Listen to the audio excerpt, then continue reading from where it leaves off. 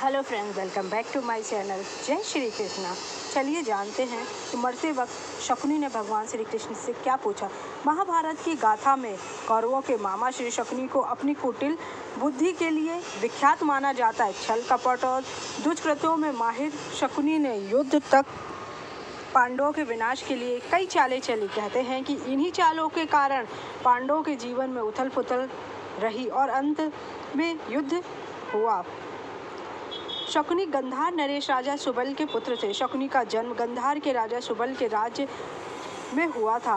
वह माता गांधारी का छोटा भाई था। वह जन्म से ही विलक्षण बुद्धि का था। राजा सुबल को अत्यंत प्रिय था। किंवदंती के अनुसार ऐसा माना जाता है कि गांधारी का विवाह धृतराष्ट्र से करने से पहले ज्योतिषों ने सलाह दी थी कि गांधारी के पहले विवाह पर संकट, अतः इसका पहला विवाह किसी और से करा दीजिए, फिर धृतराष्ट्र से करें। इसके लिए ज्योतिषों के कहने पर गांधारी का विवाह एक बकरे से कराया गया था। बाद में उस बकरे की बलि दे दी गई। कहा जाता है कि गांधारी को किसी प्रकार के प्रकोप से मुक्ति करने के लिए ही ज्योतिषों ने यह सुझाव दिया था। इस कारणवश गांधारी प्रतीक रूप में विधवा मान ली गई और बाद में उसका विवाह धृतराष्ट्र कर दिया गया।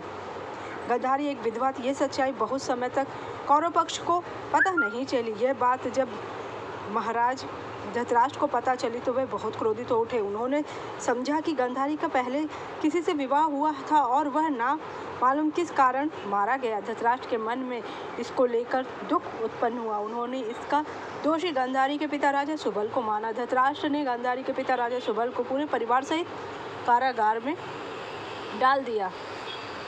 कारागार में उन्हें खाने के लिए केवल एक व्यक्ति का भोजन दिया जाता था। केवल एक व्यक्ति के भोजन से भला 100 भाइयों का और पिता का पेट कैसे भरेगा।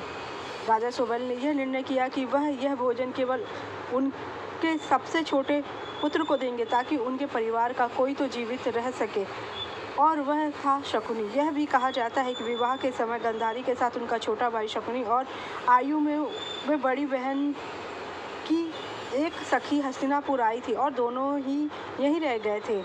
एक एक करके सुबल के सभी पुत्र मरने लगे। सब लोग अपने हिस्से का चावल शकुनी को दे देते ताकि वह जीवित रहकर कौरवों का विनाश कर सके। सुबल ने अपने सबसे छोटे बेटे को प्रतिशोध के लिए तैयार किया। मृत्यु से पहले सुबल ने धृतराष्ट्र से शकुनी को छोड़ने की विनती की, जो धृतराष्ट्र ने मान ली। राजा सुबल के सबसे छोटे पुत्र कोई और नहीं बल्कि शकुनी थे। शकुनी ने अपनी आंखों के सामने अपने परिवार का अंत होते देखा।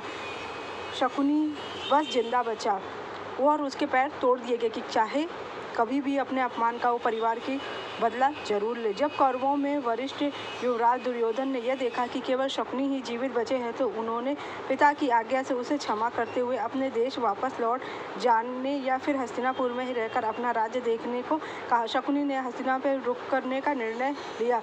कौरवों को छल कपट की राह सिखाने वाले शकुनी उन्हें पांडवों का विनाश करने में पारंगत करने लगे। शकुनी ने हस्तिनापुर में सबका विश्वास जीत लिया और 100 कौरवों का भी विनाश करने का ठान लिया। अपने विश्वासपूर्ण कार्यों के चलते दुर्योधन ने शकुनी को अपना मंत्री नियुक्त कर दिया। सर्वप्रथम उसने गांधारी और धृतराष्ट्र को अपने वश में धृतराष्ट्र के भाई पांडु के विरुद्ध षड्यंत्र रचा और धीरे धीरे अपने जीजा को भड़काया कि ताकि वो सिंहासन पर बैठ सके। शकुनी की जब यह चाल किसी कारण सफल हो उसका सम्मान और बढ़ गया। गांधारी अपने भाई की चाल को समझती थी और वह अपने पुत्र की बुराइयों से दूर रखने का प्रयास, लेकिन उसकी कोई सुनता नहीं था। पति भाई और पुत्र के बीच गांधारी पिस गई थी।